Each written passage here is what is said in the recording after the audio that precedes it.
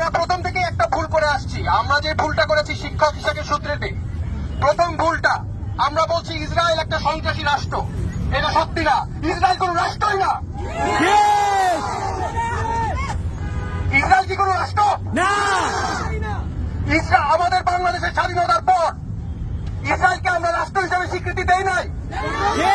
আমরা কোনদিন দিব না, কোনদিন দিতে দিব কাউকে না। বাংলাদেশের কোন সরকার, কোন ধর্মের মানুষ, কোন লোক কখনো এই স্বীকৃতি দিতে দেয় নাই। আমরা কোনদিন দিতে দিব না, ইনশাআল্লাহ। এখানে অনেকে আছেন বিভিন্ন ধর্মের মানুষ, যাদের ধর্ম নাই তারাও আপনাদের সাথে এখন আছে। কেন? কারণ আমরা গণহত্যা কি সেটা বুঝি না। আমি আপনাদেরকে বলতে চাই, আমাদের এখানে আসার কারণ কি? আমাদের একটা দাবি, যে রাষ্ট্র না, সেই রাষ্ট্র যখন অন্যদেরকে আক্রমণ করে তখন সেটা একটা জঙ্গি সংগঠন, সে কখনো রাষ্ট্র দেখায় না। ইসরায়েল কি জঙ্গি সংগঠন? আমরা কখনো ইসরায়েলকে রাষ্ট্র মানি না। কাজেই আমরা বাংলাদেশের সরকারকে কূটনৈতিকভাবে নেতৃত্ব নিতে বলবো। আমরা দাবি জানাই যে বাংলাদেশের সরকার ইসরায়েলকে রাষ্ট্র হিসাবে মানে নাই, কিন্তু এখন তাদেরকে স্বীকৃতি দিতে হবে জঙ্গি সংগঠন হিসাবে। আমরা যখনই দেখি অনলাইনে ইন্টারভিউয়ের সময়, তখনই ওরা কি বলে? হামাসকে কন্ডেম করতে বলে। তোমরা কি ইসরায়েলকে কন্ডেম করো? ওরা করে না ইসরায়েলকে কন্ডেম, তাহলে আমরা কেন হামাসকে কন্ডেম করব? ঠিক। ওরা বাংলাদেশে 3 কোটির মানুষ মেরে ফেলেছে না খাইয়ে, তারপর তারা একটা অনিষ্ঠা দিয়েছে। আজকে তারা একই কাজ করতেছে।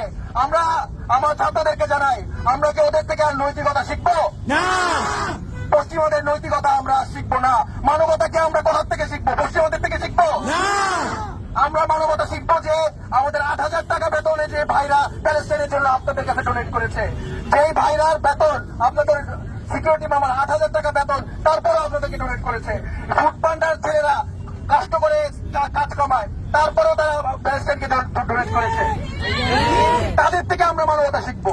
এই পশ্চিমাদের গণহত্যার মানবতা আমরা জানি না, আমরা শিখতে চাই না। এখন থেকে আমরা বয়কট করে দিলাম পশ্চিমাদের মানবতা।